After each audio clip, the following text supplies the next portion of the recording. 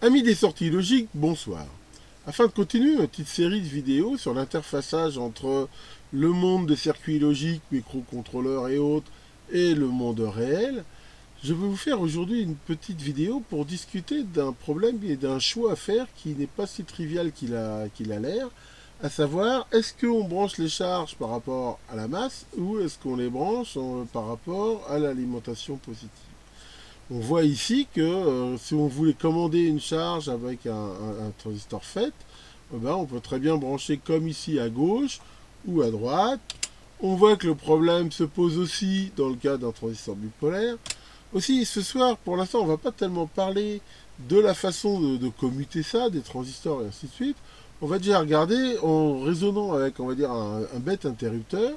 En gros, est-ce qu'il faut mieux mettre l'interrupteur par rapport à la masse ou le mettre par rapport au plus? Pour info, les anglo-saxons appellent ce choix généralement low side switch ou high side switch. C'est en gros, on va dire commande par le T bas et ou commande par le poté haut.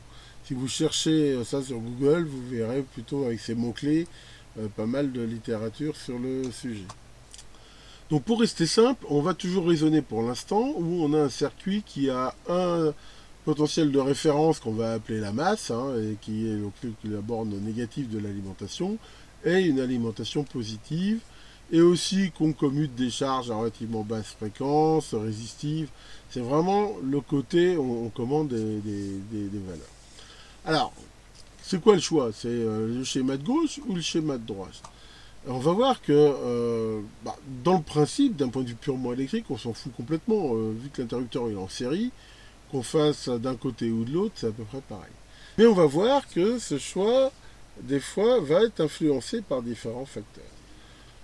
On verra dans la prochaine vidéo, justement, un petit peu les organes semi-conducteurs qu'on peut utiliser à la place du switch. Dans cette vidéo, on verra que c'est généralement plus simple avec des semi-conducteurs de commuter la masse que de commuter le plus. On verra pourquoi.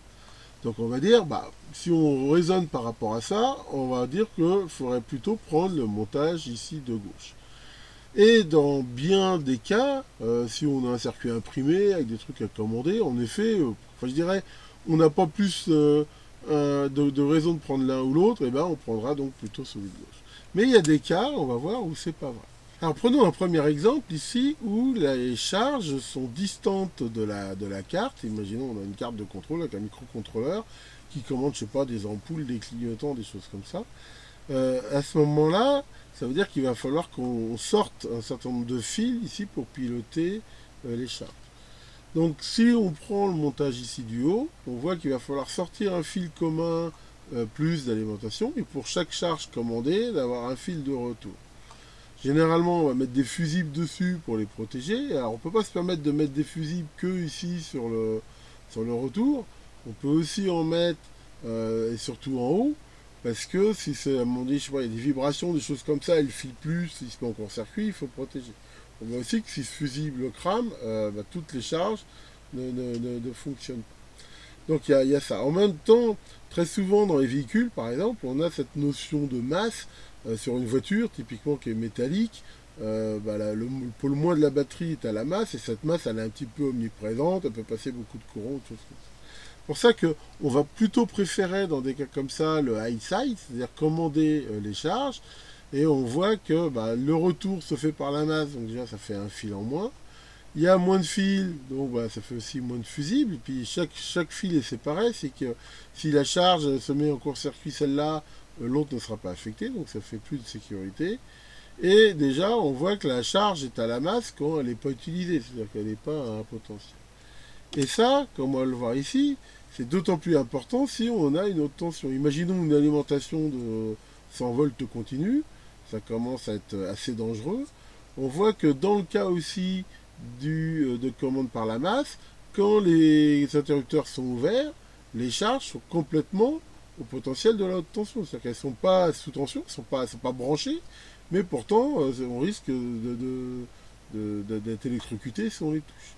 Alors que on voit qu'avec la solution ici, le fait que quand les charges ne soient pas commandées, elles soient à la terre, enfin à la masse, mais on peut éventuellement aussi le relier à la terre, c'est quelque chose de quand même beaucoup plus sécurisant. C'est aussi pour cette raison que généralement, par exemple, dans une maison, si on peut, on coupera plutôt la phase que le nôtre. C'est quand même des raisons qui font que, bien qu'on verra que c'est un peu plus compliqué pour faire les commandes, là c'est plutôt une bonne idée de faire du hide side, du commande par le plus. Il y a d'autres cas où on n'a pas le choix, mais ici on va dire c'est pour des raisons purement fonctionnelles. Prenons le cas ici d'un afficheur multiplexé, dont le principe est de commander très rapidement chaque afficheur à la suite de façon à économiser les connexions. J'ai déjà fait des vidéos sur le sujet. Ici, de toute façon, on n'a pas tellement le choix parce que la charge, elle est, on va dire, des fois, elle doit être commandée par le plus et par les segments ici par le moins. Donc ici, on est dans un choix où on est obligé de faire les deux. On retrouvera ça aussi des fois quand on veut faire des commandes, par exemple, d'inversion de sens, de moteur, des ponts en H ou des choses comme ça. Donc là, de toute façon, je dirais, le choix, il est vraiment imposé. Donc voilà, ce qu'il faut retenir, en gros, c'est que si on n'a pas de contraintes fonctionnelles, comme ce qu'on vient de voir, dans l'idée, il faut essayer de switcher la masse, si c'est pas gênant. Mais si on a des éléments distants, si on a de la haute tension, on essayera plutôt de switcher l'alimentation. Donc voilà pour cette petite vidéo. Dans la prochaine, comme je vous l'ai dit, on verra un peu les dispositifs qu'on peut utiliser pour remplacer ces switches, quel genre de semi-conducteurs et les précautions à prendre. Que le dieu de l'électronique veille sur vous et à bientôt pour de nouvelles vidéos.